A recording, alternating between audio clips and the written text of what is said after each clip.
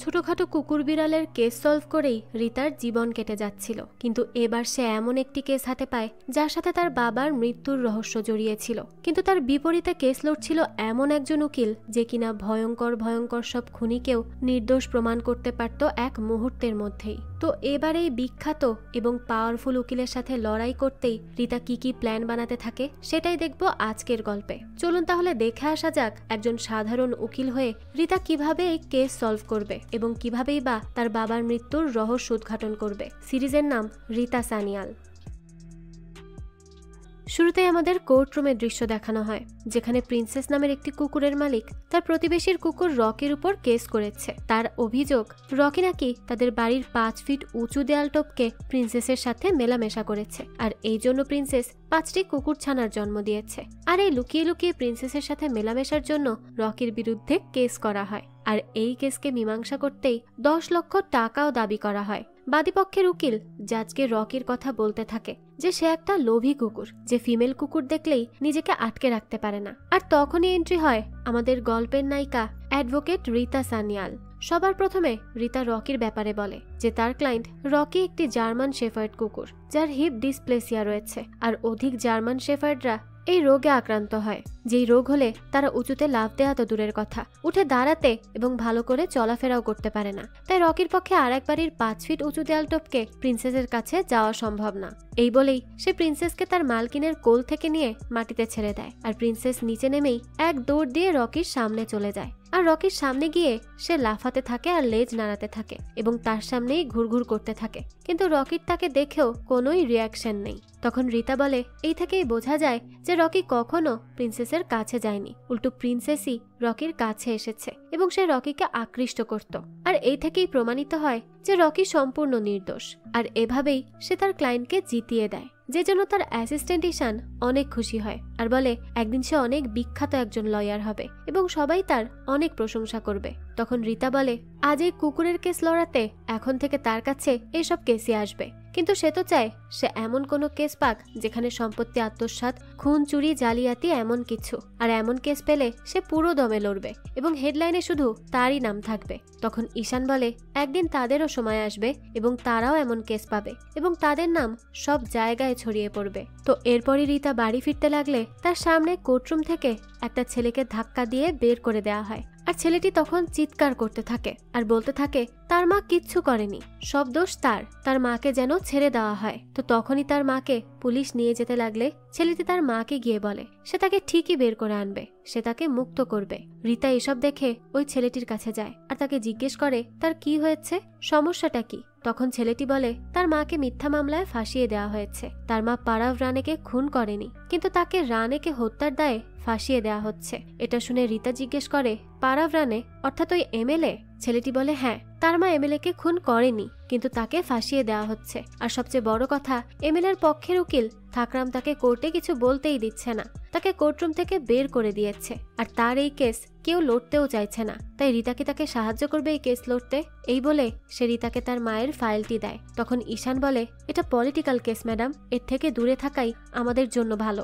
রিতা তখন কিছুটা চিন্তায় পড়ে যায় যে সে এই কেস নিবে কি নিবে না। যাকে চিন্তায় পড়ে যেতে দেখে সেই ছেলেটি রেগে যায় এবং বলে বাকিদের মতো সেও এই কেস লড়বে না। সে বুঝতে পারছে, আর সে কি বুঝবে, বাবা মাকে হারানোর ভয়। যেই কথা শুনে রিতার তার বাবার কথা মনে পড়ে। যখন রিতা খুব ছোট ছিল তখনই তার বাবা তার সামনে ছাদ থেকে লাফ দিয়ে মারা যায়। আর এই কথা মনে করেই রিতা ছেলেটির মায়ের কেসটি নিয়ে নেয়, কারণ সে চায় না তার মতো ছেলেটিও তার মাকে হারাক, সে যেমন তার বাবাকে হারিয়েছে। তাই এবার সে ছেলেটিকে জিজ্ঞেস করে তার মা যদি পারাভের খুন না করে তাহলে কে তার খুন করেছে। যার প্রশ্নের উত্তরে ছেলেটি বলে সে খুন করেছে পারাভকে।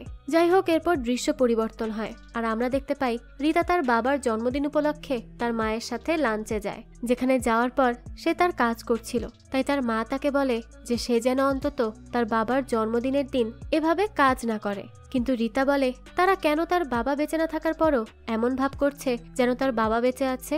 আর এত বছর হয়ে গেছে, সে জানে না তার বাবা কেন মারা গেছে। তাই সে তার মাকে এবার তার বাবার মৃত্যুর কারণ জিজ্ঞেস করে। তার মা তাকে তা বলতে না চাইলে রিতা বলে হয়তো তাদের সম্পর্কের মধ্যেই ঝামেলা হয়েছে বা তার বাবার অন্য কিছু হয়েছে, কিন্তু এই বলে সে কেন ছাদ থেকে লাফ দিয়ে মারা গেছে তার মা তখন তাকে বলতে না চাইলে রিতা তাকে জোর করে এবং বলে তার এখন সময় হয়েছে সবকিছু জানার। আর সে সত্যি জানতে চায় যে কি কারণে তার বাবা তাকে ছেড়ে চলে গেছে। আর এই কথা শুনে তার মা তাকে তার বাবা মারা যাওয়ার আসল কাহিনী বলে। 2006 সালে দুজন বাচ্চা মাদকের ওভারডোজের জন্য মারা যায়। আর এই কেসে তার বাবাকে ফাঁসিয়ে দেওয়া হয়। আর তার বাবার পক্ষে যে লয়ার কেস লড়ছিল সেও মাঝপথে তার বাবার বিপক্ষে চলে যায়। তার বাবার অনেক বদনামি হয়। আর এটা সহ্য করতে না পেরেই সে ছাদ থেকে লাফ দেয়। তখন রীতা বলে তার বাবার লয়ার কে ছিল? তখন তার মা জানায় অ্যাডভোকেট রাজ থাকরাল।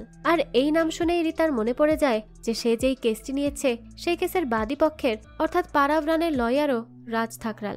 এরপর আমাদের থাকরালকে দেখানো হয় যে একজন লোকের কাছে যায়, যে লোকটি তার স্ত্রী এবং স্ত্রীর বয়ফ্রেন্ডকে হত্যা করেছে, কারণ তারা দুজনে মিলে তাকে চিট করেছে। আর থাকরাল সেখানে গিয়ে একটি ফুলদানি দিয়ে সেই লোকটিকে আঘাত করে এবং বলে সে কোর্টে বলবে এই ছেলেটি তার ঘরে ঢুকে তার স্ত্রীর সাথে জোর জবরদস্তি করতে থাকে। আর সে যখন তাকে আটকাতে যায় তখনই ছেলেটি তার স্ত্রীকে খুন করে এবং তাকেও আক্রমণ করে। আর সে সেলফ ডিফেন্সের জন্যই ছেলেটিকে খুন করেছে। এই বলে সে ফুলদানিটি দিয়ে ছেলেটির হাতে রেখে দিতে বলে আর সেখান থেকে চলে যায়, কারণ বাকিটা সে কোর্টে দেখে নিবে। আর সেই কেসের প্রথম শুনানির জন্য 20 লক্ষ টাকা চার্জ করে। তো সে এভাবেই সব কাজ করে থাকে, পুরো ক্রাইম সিনকেই সে তার মতো করে ঘুরিয়ে দেয়। তো এরপর আমাদের ঈশানকে দেখানো হয় যে রীতাকে জানায় সে থাকরালের ব্যাপারে খোঁজ নিয়েছে। আর থাকরাল ভালো লোকের উকিল নয়, সে সব খারাপ লোকের উকিল যাদের থেকে সে অনেক টাকা নিতে পারে। এরপর রীতা পারাভরানের কেসের ব্যাপারে বলতে থাকে যে কেসের সূত্রপাত ঘটে কেশবের বোন আস্থাকে দিয়ে। কেশব হলো কোর্টের সেই ছেলেটি যার কেস রীতা নিয়েছে।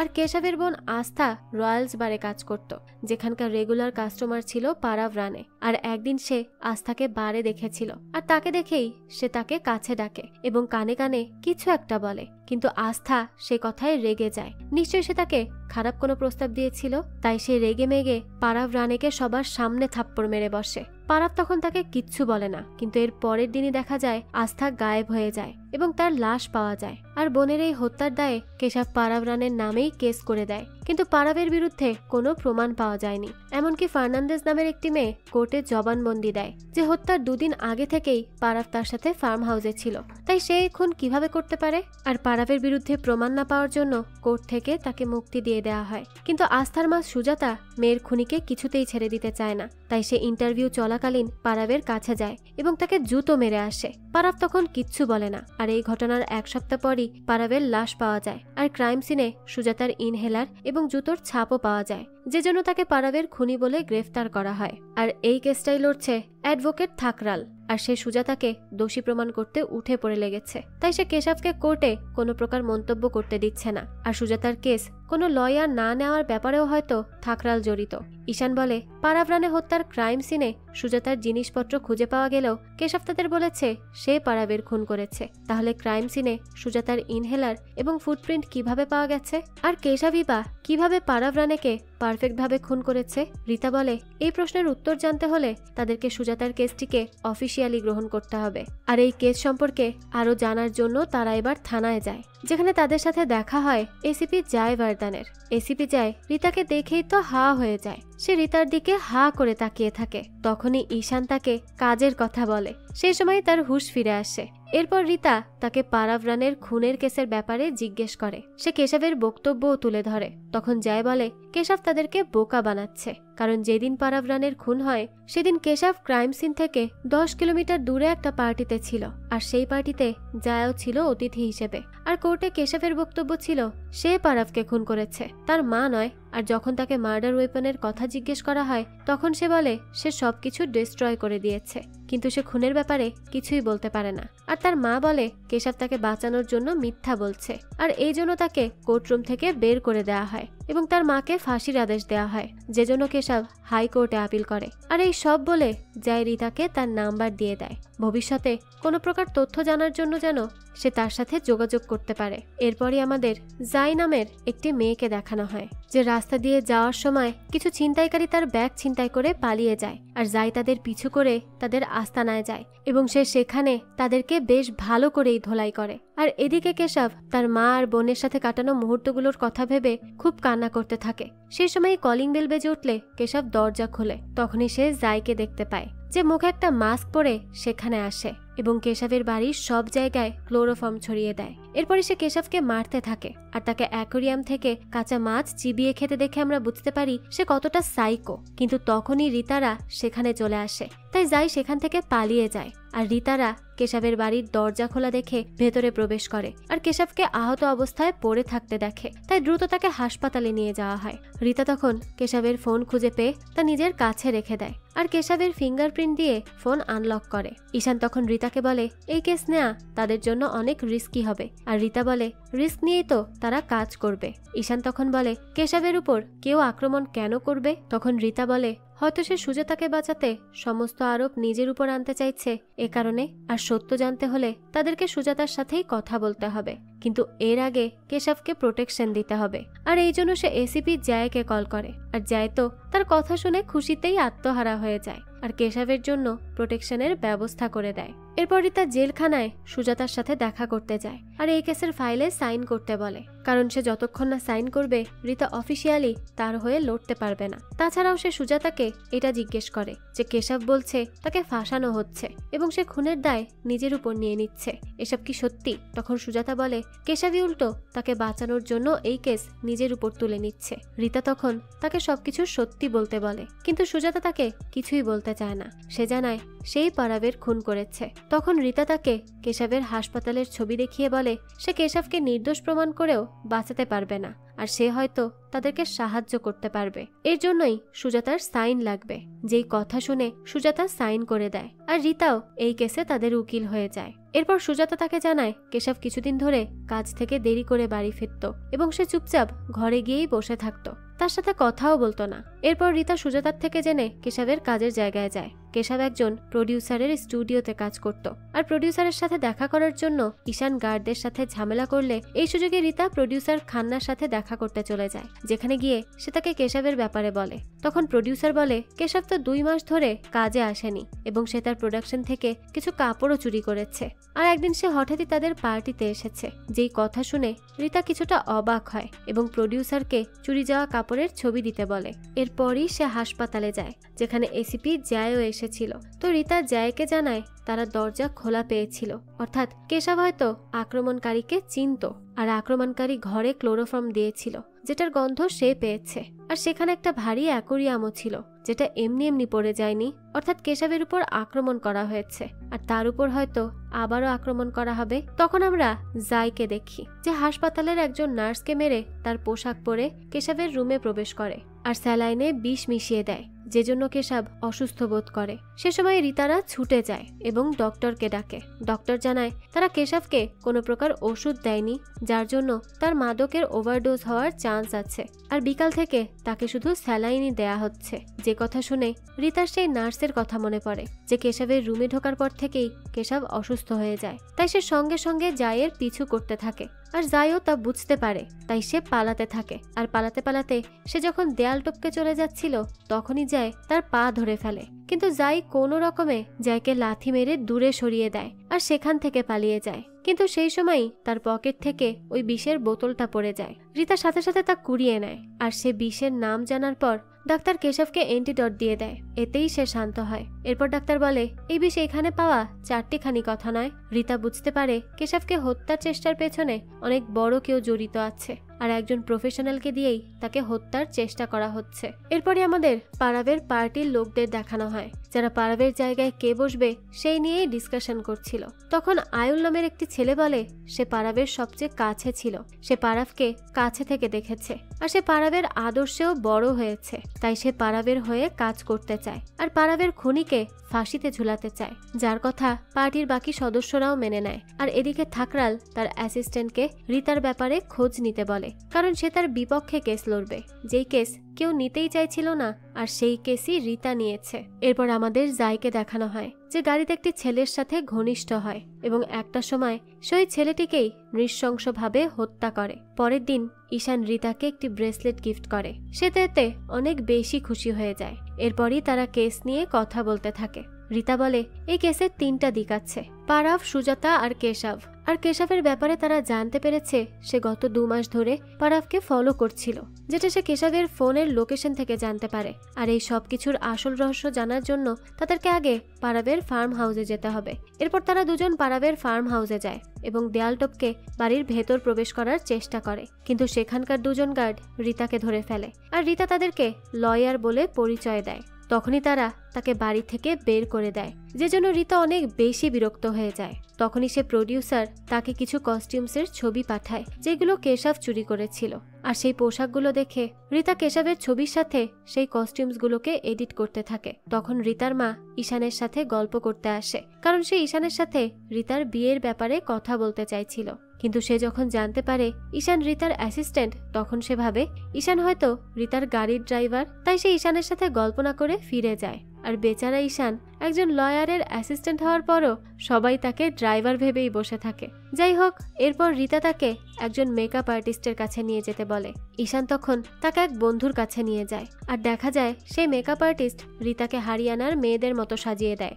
যেই সাজ দিয়ে রীতা পারাভের বাড়ির সেই গার্ডদের সাথে দেখা করতে যায়, যেখানে সে নিজেকে হারিয়ানার টপ নিউজ চ্যানেলের একজন নতুন রিপোর্টার বলে পরিচয় দেয় এবং সে তাদেরকে হারিয়ানা সম্পর্কে অনেক কিছু বলে। তখন তারাও তার কথা মন দিয়ে শোনে, কারণ তাদের বাড়িও হারিয়ানা। তাই রীতা তাদেরকে পারাভের ব্যাপারে জিজ্ঞেস করলে তারা জানায় রোজ শনিবার পারাভ এখানে আসে বিশ্রাম নেয়ার জন্য, কিন্তু বাড়ির ভেতরে সে কি করত তারা তা জানে না।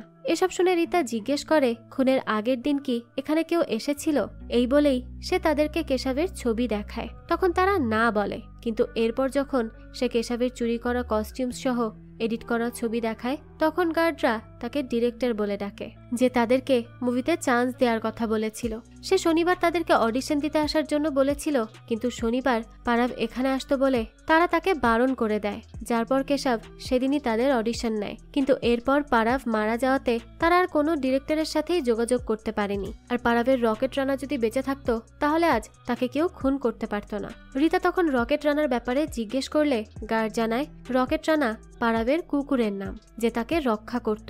কিন্তু পারাভের মৃত্যুর কয়েকদিন আগেই রকেট রানা একটি গাড়ি দুর্ঘটনায় মারা যায়। আর পারাভের হবু স্ত্রী বিয়াঙ্কা ফার্নান্দেজ এই নিয়ে রিলও বানিয়েছিল, যা সে রীতাকে দেখায়। এদিকে সুজাতা জেলে বসে কান্না করতে থাকে। তখনই একজন লেডি কনস্টেবল তাকে বলে এভাবে কান্না করতে থাকলে তার ফাঁসি তো আটকাবে না, তাই তার যদি কোনো শেষ ইচ্ছা থাকে তাকে যেন তা সে জানিয়ে দেয়, কারণ সে তাকে শেষ ইচ্ছা পূরণে সাহায্য করতে চায়। আর সুজাতা শেষ ইচ্ছা হিসেবে কেশবকে স্বচক্ষে দেখতে চায়। এদিকে রীতা কেস নিয়ে ভাবার সময় তার বাবার কথা মনে পড়ে, যে তাকে বলেছিল সে যখন কোনো একটা বিষয়ে আটকে যাবে তখন সে যেন তার প্রতিপক্ষের চোখ দিয়ে সবকিছু দেখে, তাহলেই সে উক্ত বিষয়টি সমাধান করতে পারবে। তাই সে কেশবের বিষয়টা বোঝার জন্য ঈশানকে নিয়ে কেশবের বাড়িতে যায়, যেখানে তারা অনুসন্ধান করতে করতে কেশবের ল্যাপটপটি খুঁজে পায়। আর তারা তার ব্রাউজারের হিস্ট্রি চেক করলে কিছু অনলাইন শপিং এর জিনিস দেখতে পায়। আর সেই জিনিসগুলোর সাথেও কেশব একটা সিরিয়াল দেখছিল যেটা মার্ডার নিয়ে, আর এটা তাদেরই প্রোডাকশন হাউস রিলিজ করেছিল। তো সে এটা দেখতে লাগলে ঈশান এবং রীতা দুজনেই খুবই বোর হয়ে যায়। কিন্তু এই শেষের কিছু অংশ দেখে রীতা বুঝতে পেরে যায় কেশব কিভাবে একটা পারফেক্ট মার্ডার করতে পেরেছে। এরপর তারাও কেশবের মতো সেই জিনিসগুলো কেনে যেগুলো সে পারাভকে খুন করতে ব্যবহার করেছে। আর রীতা বলে এই সামান্য জিনিসগুলো দিয়ে সে পারাভকে খুন করেছে, কিন্তু তাদের কাছে তো কোনো প্রমাণ নেই। আর পারাভের বাড়ি থেকে 10 কিলোর হাইওয়ে রোড আছে, যার মাঝে একটা এটিএম বুথ, একটা শপিং মল আর একটা ট্রাফিক সিগন্যাল আছে, অর্থাৎ 3টা সিসি ক্যামেরাও আছে। আর সেখান থেকে তারা কেশবের ব্যাপারে জানতে পারবে, কিন্তু তারা তো পুলিশ নয় যে সিসিটিভি ফুটেজগুলো বের করতে পারবে। তাই রীতা জয়কে কল করে মিষ্টি সুরে কথা বলে, আর জয় তো তার কথায় গলে গিয়ে সব সিসিটিভি ফুটেজ জোগাড় করে ফেলে, যেখানে তারা কেশবকে সেই পোশাক পরে যেতে দেখে। আর কিছু দূর যাওয়ার পরই সে তার পোশাক পরিবর্তন করে, আর তার কাছে কোনো ব্যাগও ছিল না, অর্থাৎ এর মাঝখানেই তার পোশাক পরিবর্তন করেছে আর ওয়েপেনগুলো লুকিয়ে ফেলেছে। তখন জয় বলে এই হাইওয়ের পাশে একটা নদী আছে, আর ফুটেজেও কেশবের প্যান্ট ভেজা দেখাচ্ছে, অর্থাৎ সে হয়তো এই নদীতেই প্রমাণ লুকিয়েছে বা ফেলে দিয়েছে। যথারীতি পরের দিন তারা সেই নদীর ধারে যেতে চায়, আর জয় রীতাকে তার গাড়িতে করে নিয়ে যায়। রিতা তখন ঈশানকে ডাকতে চাইলে সে তাকে বারণ করে দেয়, কারণ সে শুধু স্পেশাল মানুষদেরকে তার গাড়িতে ওঠায়। এই বলেই সে রিতার সাথে ফ্লার্ট করে আর তারা ঈশানকে ছাড়াই চলে যায়, কিন্তু মাঝপথেই তাদের গাড়ি নষ্ট হয়ে যায়। তখন ঈশান জয়ের উপর হাসতে থাকে, কারণ সে রিতাকে তার থেকে দূরে সরিয়ে দিচ্ছে এবং তার সাথে ফ্লার্ট করছে, কিন্তু এই বিপদে তো পড়েই গেল না। যাই হোক, এরপর তারা নদীর ধারে আসলে রিতা বলে কেশবের কাছে থাকা পিস্তলের ওজন কতটুকু হতে পারে? তখন জয় বলে এই তো 700 গ্রাম।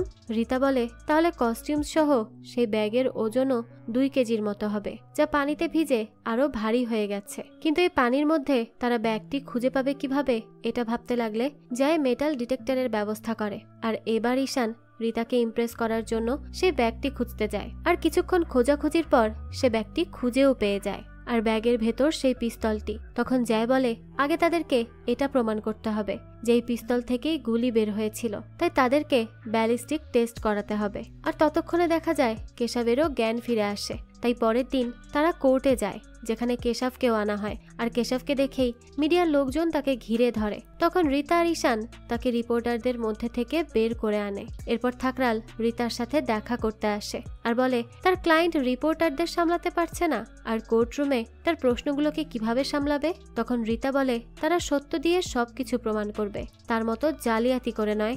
এরপরই কোর্টের কার্যক্রম শুরু হয়। তখন কেশব বলে সে ডিরেক্টরের বাহানায় পারাবের বাড়ি যায় এবং সুযোগ পেয়ে তার বাড়ির চাবির ছাপ নিয়ে নেয়।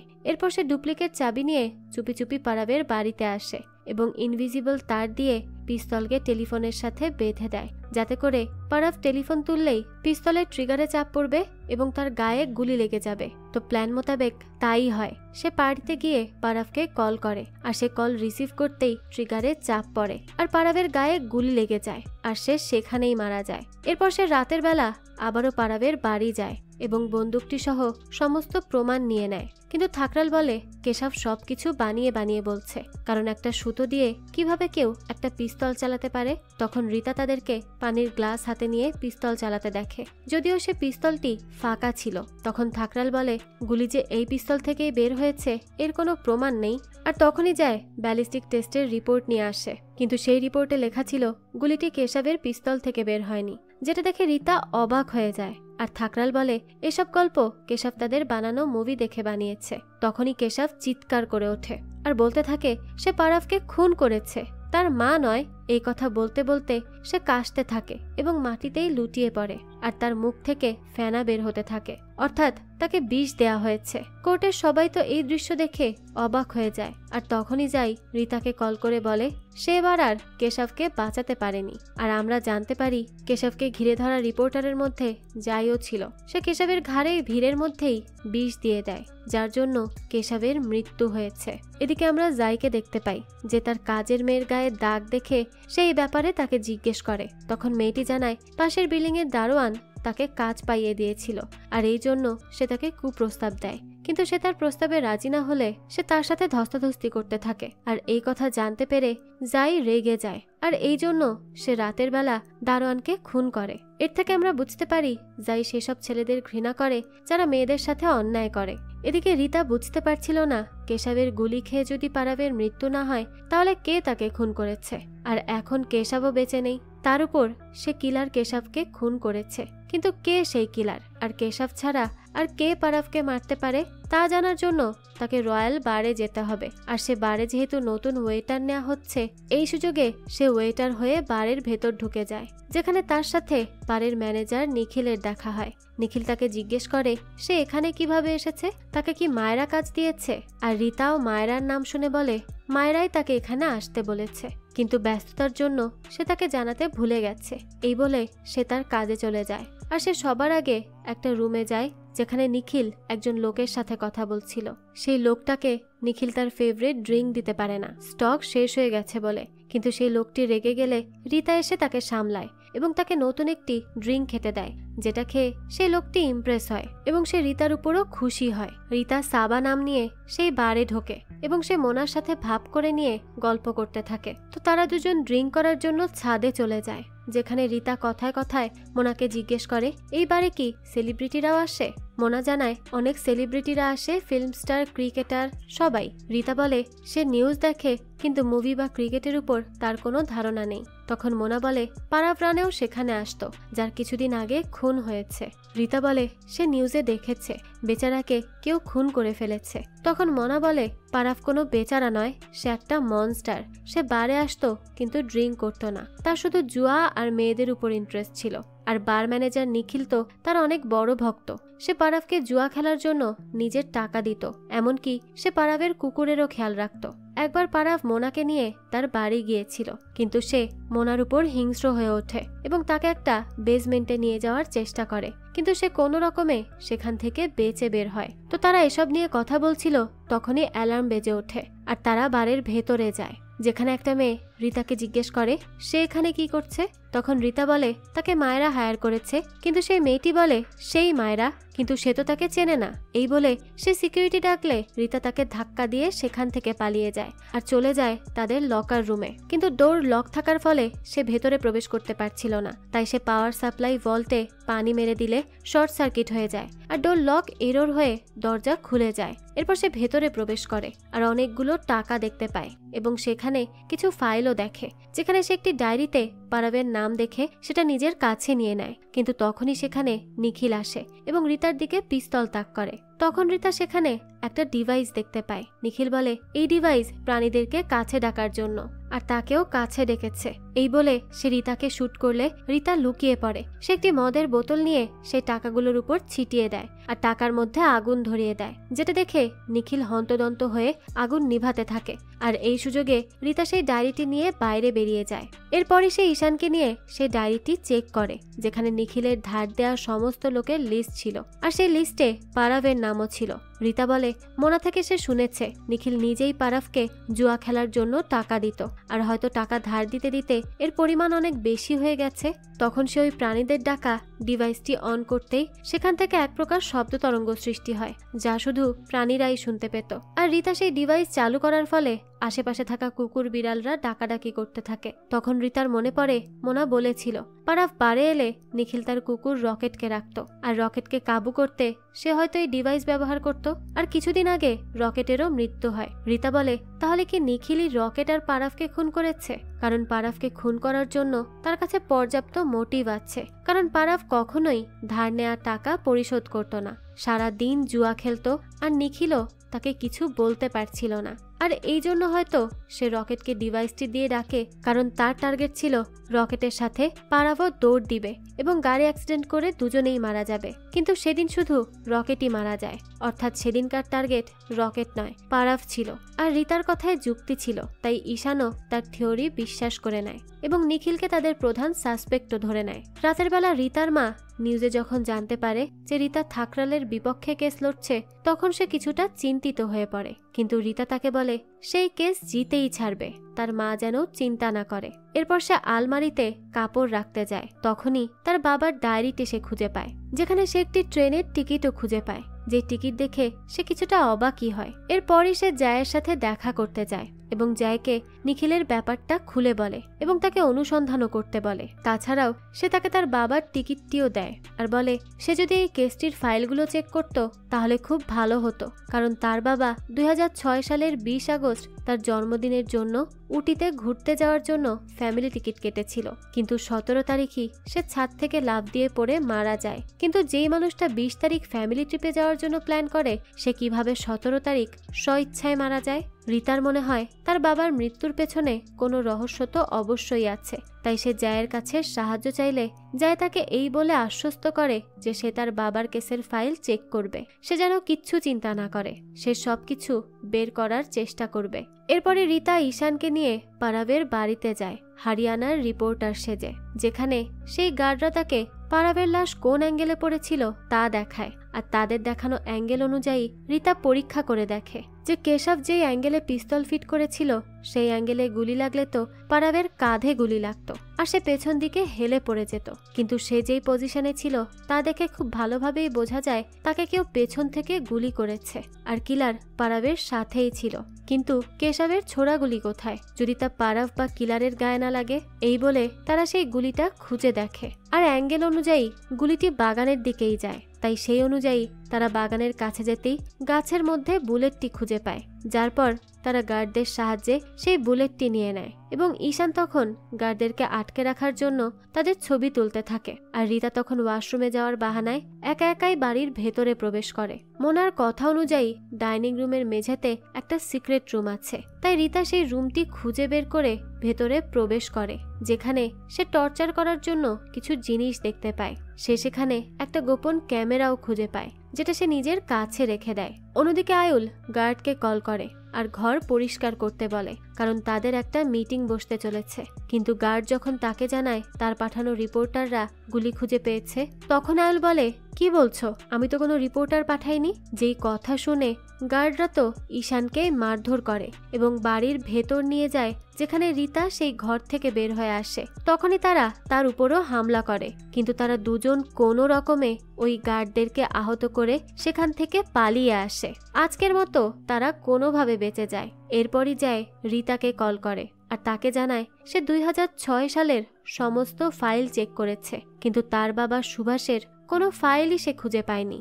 যে কথা শুনে রীতা কিছুটা অবাকই হয় আর বলে, পুলিশ রেকর্ড থেকে তার বাবার কেসের রেকর্ড মুছে ফেলা হয়েছে।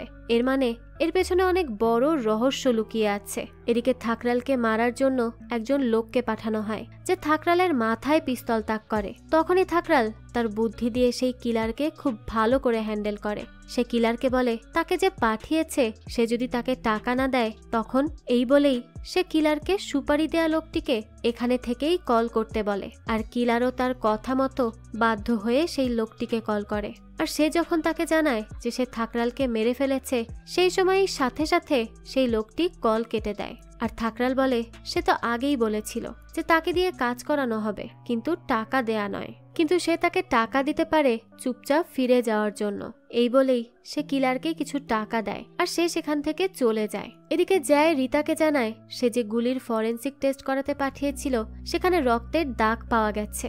রীতা এবার সেই রক্তের ডিএনএ টেস্ট করাতে বলে, কারণ সেই রক্তের দাগ খুনিরই হবে, যেটা কোনোভাবে তার বাহু বা কাঁধে লেগেছে। তখন জয় বলে সে এত শিওর হয়ে কিভাবে বলছে যে গুলি কিলারের গায়ে লেগেছে। তখন রীতা বলে পিস্তল যেই পজিশনে ছিল সেখানে গুলি গিয়ে কিলারের গায়েই লাগতে পারে। আর ক্রাইম সিনে যখন পারাবের ছাড়া অন্য কারো রক্তের দাগ ছিল না, অর্থাৎ গুলি কিলারের গায়ে ঘষা লেগে বের হয়ে গেছে। এরপর আমাদের আয়ুলকে দেখানো হয় যে প্রেস মিটিং চলাকালীন নাক চুলকালে সোশ্যাল মিডিয়ায় তাকে আর পারাবকে নিয়ে বিভিন্ন মেম তৈরি হয়, যেটা দেখে তার বাবা খুবই রেগে যায়। এদিকে রীতা পারাবের বাড়িতে পাওয়া সেই ক্যামেরা ফুটেজ এবং ডিভিডি দেখতে থাকে, যেখানে সে পারাবকে দেখে যে বিভিন্ন মেয়েদেরকে চেয়ারে বেঁধে নির্যাতন করত।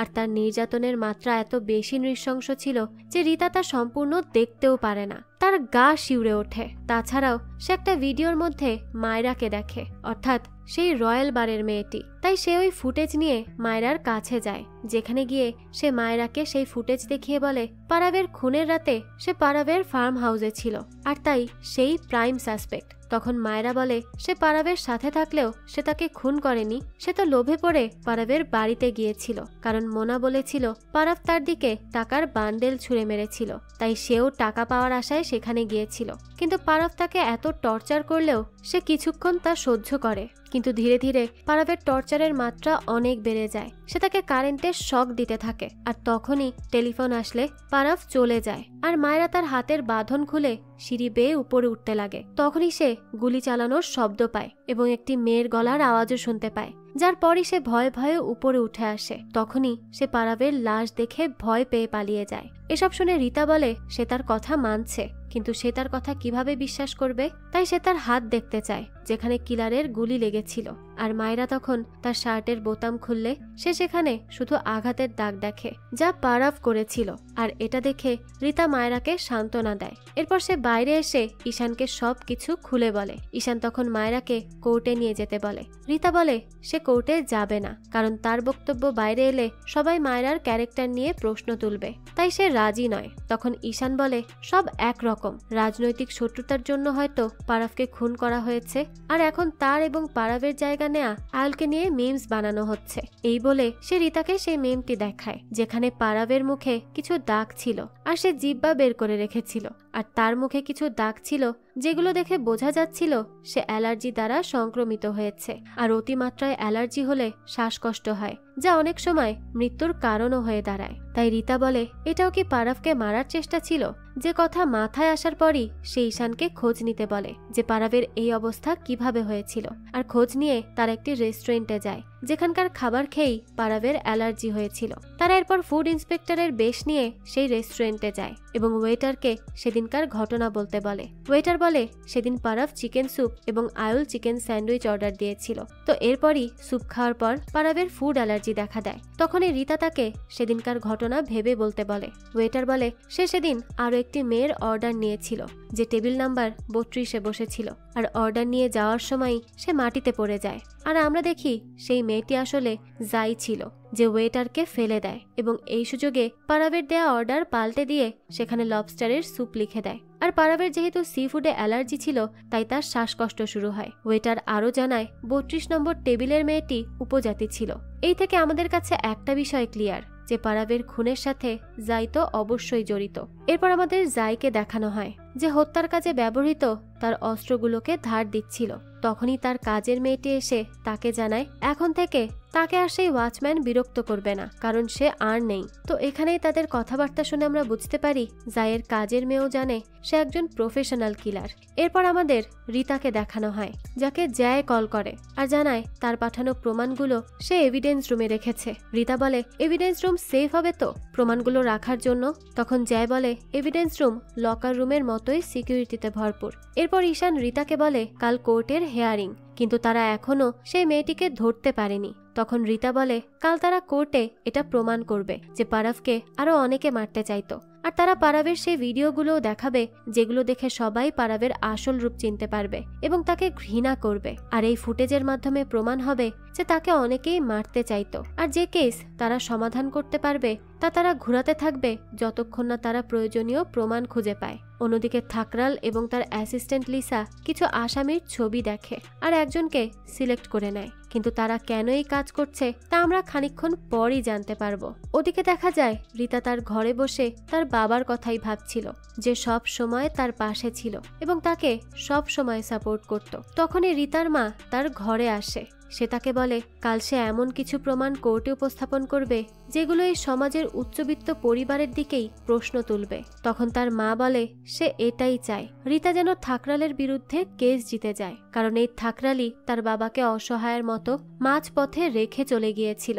এরপর আমাদের এভিডেন্স রুমের দৃশ্য দেখানো হয় যেখানে থাকরালের ভাড়া করা অ্যাসিড আন্না নামের সেই সিরিয়াল কিলার এভিডেন্স রুমে গিয়ে 3 জন কনস্টেবলকে হত্যা করে এবং রিতাদের সমস্ত এভিডেন্স জ্বালিয়ে দেয়। পরের দিনই কোর্টে যাওয়ার পর জয় রিতাকে এই খবর দেয়। এই কথা শুনেই তো রিতা অনেক বেশি চিন্তিত হয়ে পড়ে। তার এত প্রমাণ সব শেষ।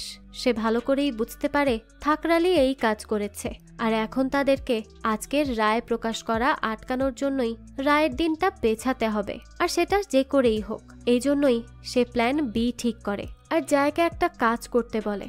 এরপর রিতা কোর্ট রুমে যেতে লাগলে বিয়াঙ্কা তাকে বিরক্ত করে এবং গালি দিতে থাকে, যে জন্য রিতা তাকে বলে যে সে কিন্তু চাইলেই বিয়াঙ্কার নামে মানহানির মামলা করে দিবে। এসব বলে সে বিয়াঙ্কাকে হুমকি দেয়। এরপরই সে কোর্ট রুমে বিচারককে জানায় যে তাদের কাছে যেই সব প্রমাণ ছিল তা এভিডেন্স রুম থেকে ডিস্ট্রয় করে দেওয়া হয়েছে এবং 3 জন কনস্টেবলও মারা গেছে। এর থেকেই বোঝা যায় যে কেউ বা কারা চায় না যে তারা এই কেসটি জিতুক। এই সব কিছু ইচ্ছে করেই করা হয়েছে, কারণ সেই সব প্রমাণের উপর অনেক কিছু ভিত্তি করছে। তখনই সেখানে থাকরাল বলে তাদের কাছে আসলে কোনো প্রমাণই নেই আর তারা কোর্টের সময় শুধুই নষ্ট করছে, কারণ তারা যেই কেস সময় থাকতে জিততে পারবে না তা ঘুরাতে তো পারবে, তাই তারা এই কেস খামোখাই ঘুরাচ্ছে। যে কথা শুনে রিতার কিছুটা খটকা লাগে, কারণ সে এই একই কথা ঈশানকে বলেছিল। তাই সে অনেক ভেবে চিনতে তার কাছে আরো প্রমাণ আছে দেখানোর জন্য তার মায়ের গানের ডিভিডি দেখায় আর বলে একটি প্রমাণ এখনো তার কাছে আছে, কিন্তু সে যেহেতু আগে কোর্টকে এই প্রমাণের ব্যাপারে অবহিত করেনি, তাই এই প্রমাণ এখনো গ্রহণযোগ্য নয়। তাই প্রমাণকে আগে পরীক্ষা করার পরই কোর্টে পেশ করতে হবে, তার আগে নয়। তো রিতাও এই কথা মেনে নেয় এবং কোর্ট রায়ের ডেটও পিছিয়ে দেয়। এরপরই কোর্ট থেকে বের হয়ে তারা ভাবতে থাকে যে রিতা ঈশানকে যে কথা বলেছিল একই কথা থাকরাল কিভাবে বলছে। এর মানে কি সে তাদের উপর নজর রাখছে? কিন্তু ঈশান বলে তারা যখন এসব কথা বলছিল তখন তো সেখানে আর কেউ ছিল না। এর মানে কি সে অন্যভাবে তাদের কথা শুনছে? এই ভেবেই তারা তাদের গাড়িটি ভালোভাবে সার্চ করতে থাকে, কিন্তু তারা সেই গাড়িতে কিছুই পায় না তেমন। তখনই যায় রিতাকে কল করে আর জানায় তাদের প্ল্যান বি কাজ করছে না, সে তো রাজি হচ্ছে না।